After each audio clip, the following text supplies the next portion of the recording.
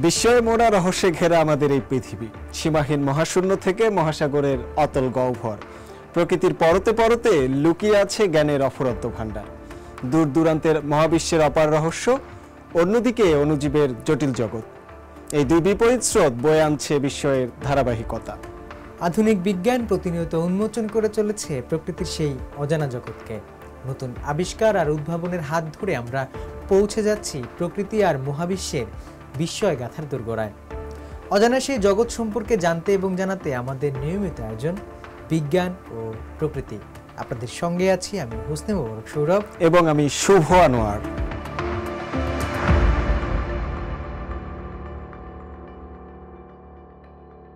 দর্শক, শুরুতেই বিজ্ঞান ও প্রযুক্তি।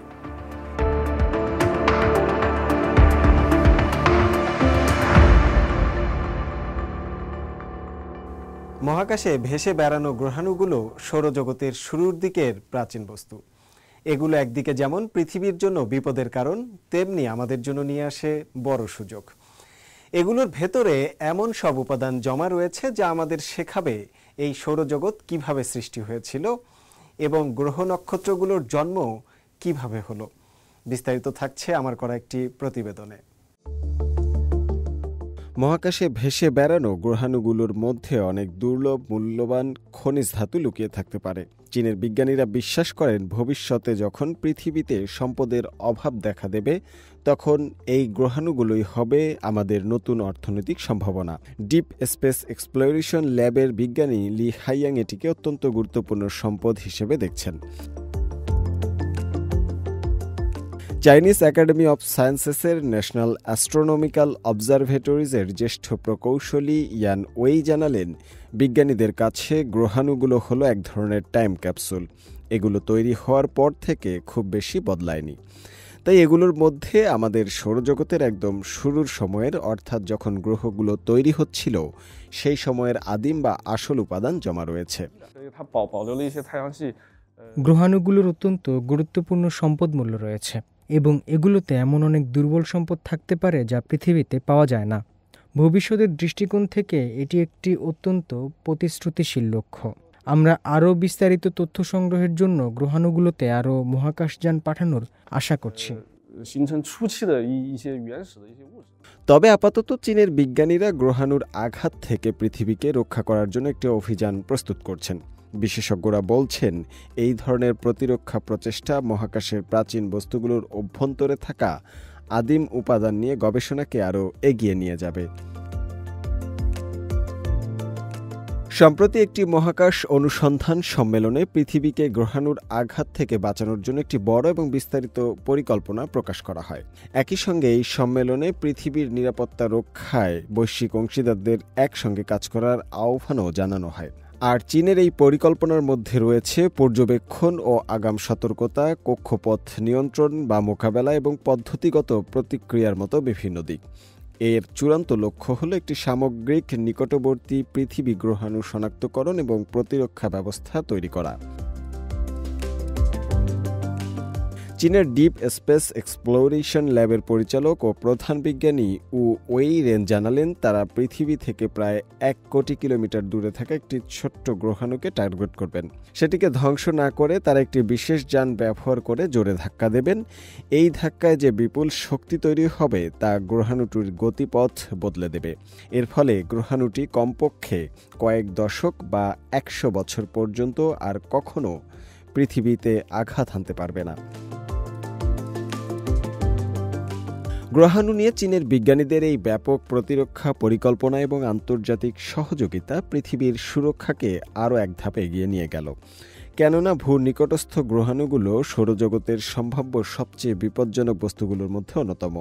বৈজ্ঞানিক মহলে এটি বহুল স্বীকৃত যে প্রায় 66 মিলিয়ন বছর আগে প্রায় 10 কিলোমিটার ব্যাসের একটি গ্রহাণুর আঘাতের ফলেই পৃথিবী থেকে ডাইনোসর সহ পৃথিবীর প্রায় 75% প্রাণীর প্রজাতির বিলুপ্তি ঘটেছিল। শুভ আনোয়ার, সিএমজি বাংলা। নিজস্ব প্রযুক্তিতে তৈরি চীনের হুয়ালং 1 পারমাণবিক চুল্লিযুক্ত একটি নতুন বিদ্যুৎ কেন্দ্র বিদ্যুৎ উৎপাদনে আরও এক ধাপ এগিয়ে গেল। সম্প্রতি এই বিদ্যুৎ কেন্দ্রটির প্রথম ইউনিট সফলভাবে হট ফাংশনাল টেস্ট সম্পন্ন করেছে। বিস্তারিত থাকছে প্রতিবেদনে।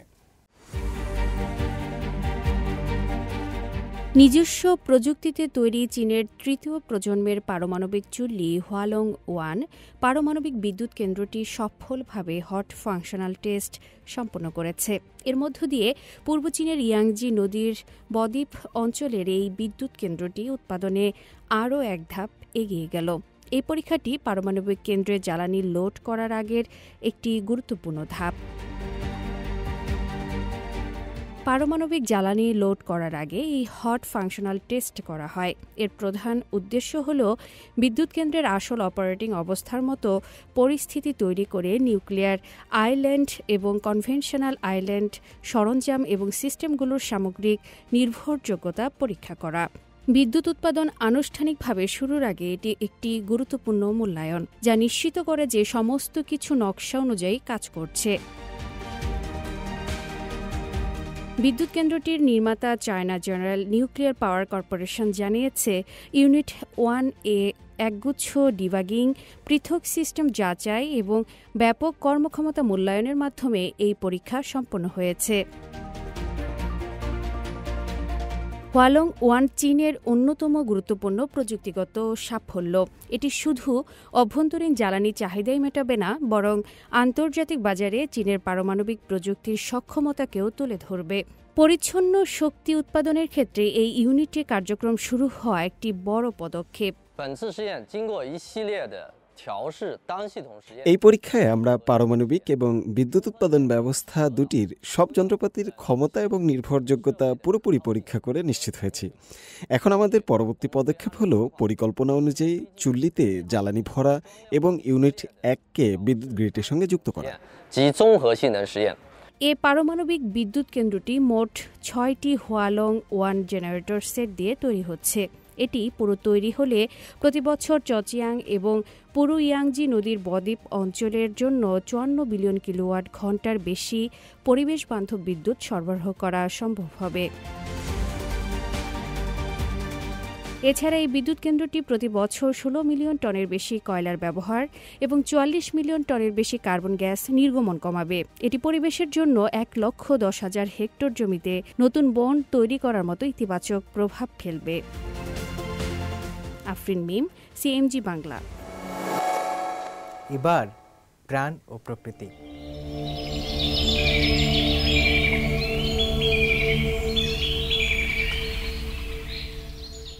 সাম্প্রতিক একটি বাস্তু সংস্থান জরিপে দেখা গেছে, প্রত্যাশার চেয়েও অনেক বেশি ও বৈচিত্র্যময় প্রবাল প্রাচীরের উপস্থিতি দক্ষিণ চীনের শানসা শহরের জলরাশিতে। এই প্রবাল প্রাচীরের শক্তিশালী উপস্থিতি প্রমাণ করে এখানকার পরিবেশগত অবস্থার উন্নতির চিত্র। কঠোর সামুদ্রিক সংরক্ষণ ব্যবস্থা, বিশেষ করে মাছ ধরা নিয়ন্ত্রণ এবং মানুষের হস্তক্ষেপ কমানোর ফলেই এটি সম্ভব হয়েছে বলে মনে করেন বিশ্লেষকরা। বিস্তারিত চলুন দেখে আসি।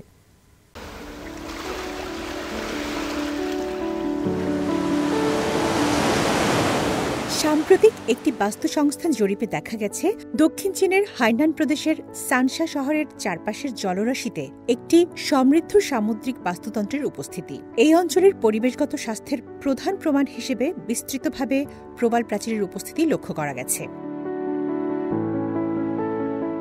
জরিপ দল পানির নিচে পর্যবেক্ষণ এবং ট্রান্সেক্ট বিশ্লেষণ ব্যবহার করে চীনের দক্ষিণের এই দ্বীপ শহরের বিভিন্ন স্থানে প্রত্যাশার চেয়ে বেশি প্রবাল আবরণ খুঁজে পেয়েছে। এই জলাশয়ে বিভিন্ন ধরনের প্রজাতি রয়েছে, যার মধ্যে রয়েছে শক্ত এবং নরম প্রবাল থেকে শুরু করে স্টাগহর্ন, ব্রেন এবং মাশরুম প্রবাল, যা জটিল ও বৈচিত্র্যময় প্রাচীর কাঠামো তৈরি করে। সবুজ এবং উজ্জ্বল রঙের প্রবালগুলো শক্তিশালী পরিবেশগত স্বাস্থ্যকেই তুলে ধরে। সাম্প্রতিক বছরগুলোতে সানসা কর্তৃপক্ষ সামুদ্রিক সুরক্ষা জোরদার করেছে। কঠোরভাবে মাছ ধরা নিয়ন্ত্রণ এবং মানুষের হস্তক্ষেপ কমানোর ফলে প্রবাল প্রাচীরের পুনরুদ্ধার ও বৃদ্ধির জন্য এক অনুকূল পরিবেশ তৈরি হয়েছে। কিছু এলাকায় প্রবালগুলো আমাদের কল্পনার চেয়েও অনেক বেশি সমৃদ্ধ হচ্ছে। উদাহরণস্বরূপ, বিমানবন্দরের দক্ষিণে আমরা শত শত হেক্টর জুড়ে বিস্তৃত প্রাচীরের সন্ধান পেয়েছি। এখানে কভারেজের হার 80%। এমনকি কোথাও কোথাও 90% ছাড়িয়ে যাওয়ার সম্ভাবনা রয়েছে। এই সমৃদ্ধ প্রবাল প্রাচীর বাস্তুতন্ত্র উল্লেখযোগ্যভাবে এই অঞ্চলের সামুদ্রিক জীববৈচিত্র্যকে উন্নত করেছে। প্রবালগুলো গ্রীষ্মমণ্ডলীয় মাছ, শেলফিশ এবং স্টারফিশ সহ বিভিন্ন সামুদ্রিক প্রাণীর জন্য প্রয়োজনীয় আবাসস্থল এবং খাদ্যের উৎস প্রদান করে, যা পুরো সামুদ্রিক বাস্তুতন্ত্রকে বাঁচিয়ে রাখতে সাহায্য করে। তামান্না জেনিফার, সিএমজি বাংলা।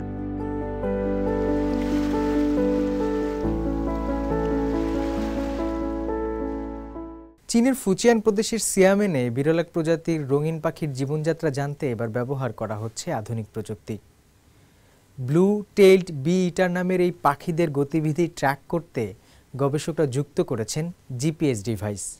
তাদের যাত্রাপথ, খাদ্যাভ্যাস ও বিশ্রামের স্থান চিহ্নিত করতে তৈরি হচ্ছে এক নতুন সংরক্ষণ কৌশল। চলুন দেখে নেওয়া যাক এই ব্যতিক্রমী প্রকল্পের বিস্তারিত। ভোরের প্রথম আলোয় যখন সমুদ্রের কিনারে নেমে আসে স্নিগ্ধতা, তখন এক ঝাঁক রঙিন পাখি তাদের ডানা মেলে উঠতে শুরু করে, যেন ক্যানভাসে আঁকা এক স্বপ্ন। এই পাখিদের নাম ব্লু টেইলড বি ইটার। এক নজর দেখলেই আপনি বুঝে যাবেন এরা প্রকৃতির আপন ছন্দে গড়া এক অনন্য সৃষ্টি। রঙিন পালক, ছিপছিপে গড়ন আর ক্ষিপ্র গতির এই পাখিটি এখন চীনের বিশেষ রাষ্ট্রীয় সুরক্ষার আওতায়। চীনের পূর্ব উপকূলীয় শহর সিয়ামেন, এখানেই রয়েছে দেশের একমাত্র ব্লু টেইলড বি ইটার প্রাকৃতিক সংরক্ষণ এলাকা উইউয়ান উপসাগর প্রকৃতি সংরক্ষণ কেন্দ্র। এখানে বিজ্ঞানীরা শুরু করেছেন এক যুগান্তকারী উদ্যোগ, পাখির গতিবিধি বুঝে টার্গেটেড সংরক্ষণ পরিকল্পনা তৈরি করা। কিন্তু তাদের হাতিয়ার মাত্র 1 গ্রাম ওজনের একটি ছোট জিপিএস ট্র্যাকার, দেখতে অনেকটা ছোট একটি ব্যাকপ্যাকের মতো। এই ট্র্যাকারগুলো লাগানো হচ্ছে পাখিদের কোমরে এমনভাবে যাতে তাদের উড়ান ও চলাফেরায় কোনো বিঘ্ন না ঘটে। এই প্রযুক্তির মাধ্যমে বিজ্ঞানীরা জানছেন এই ছোট পাখিগুলো কোন এলাকায় ঘুরে বেড়ায়, কোথায় খায়, কোথায় বিশ্রাম নেয় আর কোথায় বাসা বাঁধে। জিপিএস ডেটা বলছে জিপিএস সংযুক্ত 15টি পাখির মধ্যে 9টি নিয়মিত যাতায়াত করছে সিয়ামেন ও কাছের দ্বীপ ছিনমেনের মধ্যে। গবেষকদের মতে ছিনমেনে প্রায় 3000 ব্লু টেইলড বি ইটার রয়েছে। এ যেন এক পরিবার যারা একে অপরের সঙ্গে নিয়মিত যোগাযোগ রাখে। এই গবেষণায় আরও জানা গেছে পাখিরা শুধু সংরক্ষণ এলাকায় নয়, বরং শহরের আশেপাশের জলাধার, এয়ারপোর্ট ঘেরা সবুজ এলাকা ও গ্রিন করিডোরগুলোতেও খাদ্যের সন্ধানে যায়। আমরা জানার চেষ্টা করছি পাখিগুলো সিয়ামেনের কোন এলাকাগুলোতে থাকে, কোথায় খাবার পায় এবং কোথায় তারা রাত কাটায়। এই তথ্যের ভিত্তিতে আমরা এমন এলাকাগুলোকে আলাদাভাবে রক্ষা করব। শুধু ট্র্যাকারেই থেমে নেই গবেষণা। বিজ্ঞানীরা পাখির পালক ও বিষ্ঠার নমুনাও সংগ্রহ করছেন, যাতে ডিএনএ পরীক্ষা করে লিঙ্গ নির্ধারণ করা যায় আর খাদ্যাভ্যাস বুঝতে আইসোটোপ বিশ্লেষণ করা যায়। এই সমস্ত তথ্য একত্র করে পাখির মাইগ্রেশন রুট পুনর্গঠন করা হবে। ফলে জানা যাবে বছরের কোন সময়ে তারা কোথায় যায়, কোথায় বিশ্রাম নেয়, কোথায় ঝুঁকি বেশি। প্রযুক্তি আর প্রকৃতির এই সম্মিলনে এক নতুন দিগন্ত খুলে যাচ্ছে। শুধু সংরক্ষণের নাম করে প্রাচীর তুলে রাখা নয়, বরং পাখির জীবনচক্র বুঝে তাদের প্রয়োজন অনুযায়ী প্রকৃতি সংরক্ষণ করাই এই গবেষণার লক্ষ্য। এই পাখির উড়ান হয়তো আমাদের চোখে ক্ষণিক, কিন্তু সেই উড়ানের পেছনে রয়েছে এক পরিপূর্ণ জীবনের গল্প। এই গল্প জানার মধ্যেই লুকিয়ে আছে প্রকৃতি রক্ষার পথ। আফরিন মিম, সিএমজি বাংলা। কোরাল রিফ বা প্রবাল প্রাচীর সামুদ্রিক জীববৈচিত্র্য রক্ষা এবং উপকূল রক্ষার্থে অত্যন্ত গুরুত্বপূর্ণ ভূমিকা পালন করে। কিন্তু বর্তমানে সমুদ্রের তাপমাত্রা বেড়ে যাওয়া, ক্ষতিকর পদ্ধতিতে মাছ ধরা এবং দূষণের কারণে এরা মারাত্মক হুমকির মুখে। এই সমস্যাগুলো বাড়ার সাথে সাথে বিশ্বব্যাপী সহযোগিতার তাগিদও বাড়ছে। সিজিটিএনের বিশেষ সিরিজ কোরাল রিফস হুইসপার এর শেষ পর্বে আমরা দেখব কিভাবে আন্তর্জাতিক সহযোগিতা প্রবাল প্রাচীরকে সুস্থ হয়ে উঠতে এবং টিকে থাকতে সাহায্য করতে পারে। দক্ষিণ চীন সাগরের তীরে বসবাসকারী প্রজন্মের পর প্রজন্ম জেলেরা তাদের জীবিকা নির্বাহের জন্য সমুদ্রের উপর নির্ভর করে আসছেন। বিশ্বস্ততার সঙ্গে তাদের পূর্বপুরুষদের ঐতিহ্য অনুসরণ করে আসছেন। 1991 সালে যখন আমার বয়স মাত্র 15 বছর, তখন আমি আমার বাবার সঙ্গে সমুদ্রে যাওয়া শুরু করি। আমরা সবসময় বিশ্বাস করি দক্ষিণ চীন সাগর আমাদের পূর্বপুরুষদের সমুদ্র। আমাদের পূর্বপুরুষরা বংশ পরম্পরায় এখানে মাছ ধরতে আসছেন। দক্ষিণ চীন সাগরের পানি স্ফটিকের মতো নীল, নিচের প্রবাল প্রাচীরগুলো স্পষ্টভাবে দেখা যায়। যখন আমি 15 বছর বয়সে প্রথমবার সেগুলো দেখি, তখন তাদের সৌন্দর্যে আমি মুগ্ধ হয়ে গিয়েছিলাম। ঢেউয়ের নিচে প্রবাল প্রাচীরগুলো অসংখ্য সামুদ্রিক প্রাণীর জন্য আশ্রয় ও খাদ্যের উৎস হিসেবে কাজ করে, যার ফলে এই জলরাশি পৃথিবীর সবচেয়ে সমৃদ্ধ মাছ ধরার এলাকাগুলোর একটি হয়ে উঠেছে। এই অঞ্চলের জেলেদের জন্য সফল একটি অভিযানের মানে হল পরিপূর্ণ মাছের ঝুড়ি। কিন্তু তারা এটাও বোঝেন ভবিষ্যৎ প্রজন্মের জন্য এই পরিবেশ টিকিয়ে রাখতে হলে সচেতনভাবে মাছ ধরতে হবে। তবে এই জলরাশি সবসময় এত শান্ত ছিল না। নানসা দ্বীপপুঞ্জে প্রায় 1 মাস ধরে মাছ ধরার মাধ্যমে আমরা সাধারণত প্রায় 5 টন মাছ ধরতে পারি, কিন্তু আগের প্রজন্মের তুলনায় আমাদের মাছ ধরা অনেক কমে গেছে। প্রবাল ব্লিচিং আবাসস্থলের ক্ষতি করছে এবং কিছু বিদেশি জেলে বিস্ফোরক ব্যবহার করে পরিস্থিতি আরো খারাপ করছে। আমি নিজের চোখে দেখেছি কিছু বিদেশি জেলে ডিনামাইট ব্যবহার করছে। চোখের সামনে যা কিছু আছে সবকিছু উড়িয়ে দিচ্ছে। কেউ কেউ আবার বৈদ্যুতিক শক দেওয়ার যন্ত্রও ব্যবহার করছে। আমি নিজের চোখে এটা দেখেছি, আর সেটা আমাকে গভীরভাবে নাড়া দিয়েছে। এমন ধ্বংসাত্মক পদ্ধতি আগামী প্রজন্মের জীবিকা পুরোপুরি নষ্ট করে দেবে। প্রবাল প্রাচীর রক্ষা করা কোনো একক জেলে বা একটি দেশের একক কাজ নয়। এর জন্য উপকূলবর্তী সব দেশের সম্মিলিত প্রতিশ্রুতি প্রয়োজন, যেখানে সবাই মিলে জ্ঞান, প্রযুক্তি ও সমাধান ভাগ করে নেবে।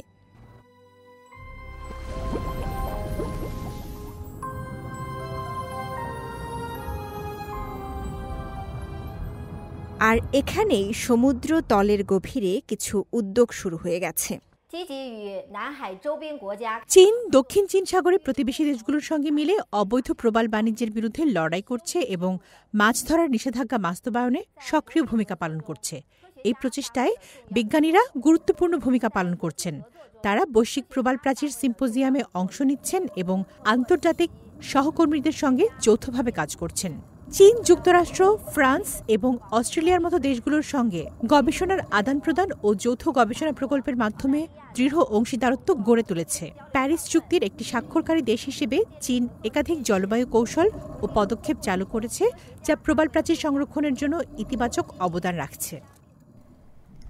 বিজ্ঞানীরা বলছেন যে তারা প্রাচীন পুনরুদ্ধারের জন্য যথাসাধ্য চেষ্টা করছেন এবং প্রবালদের বেঁচে থাকার জন্য বিভিন্ন পদ্ধতি নিয়ে কাজ করছেন। আমরা প্রবাল প্রাচীরের বাস্তুতন্ত্র ও ফ্যাকাশে হয়ে যাওয়ার প্রক্রিয়া নিয়ে মৌলিক গবেষণা আরও জোরদার করেছি।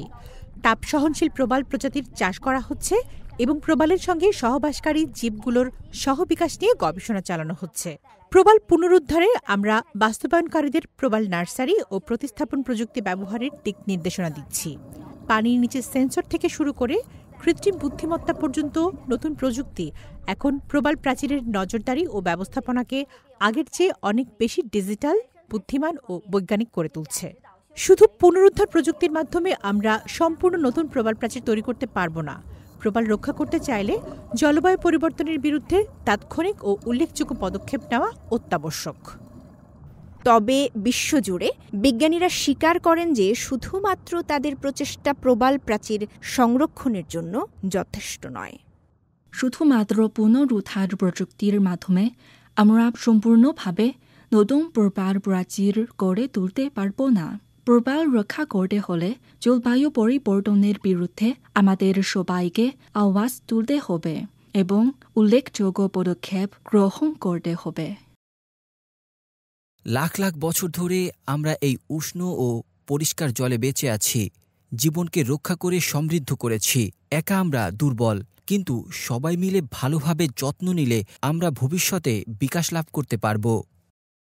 প্রবাল প্রাচীর শুধু সামুদ্রিক ভূদৃশ্যই নয়, এগুলো জীবন জন্মদাতা স্থান, আমাদের উপকূল রক্ষাকারী এবং মানব জাতির পছন্দের নীরব সাক্ষী। তাদের ফিসফিসানি একদিকে যেমন সতর্কতা, অন্যদিকে আশা বহন করে। প্রতিটি সংরক্ষণের মাধ্যমে আমরা এমন একটি ভবিষ্যৎ তৈরি করি যেখানে আগামীর প্রজন্ম তাদের গান শুনতে পারবে।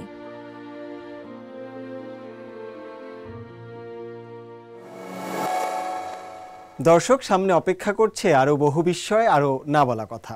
আজকের মতো এইটুকুই। আবার ফিরে আসবো আগামী সপ্তাহে প্রাণ, প্রকৃতি আর বিজ্ঞানের নতুন আলো নিয়ে। সে পর্যন্ত সুস্থ থাকুন, ভালো থাকুন, ভালোবাসুন বিজ্ঞানকে, সঙ্গে থাকুন প্রকৃতির। ধন্যবাদ।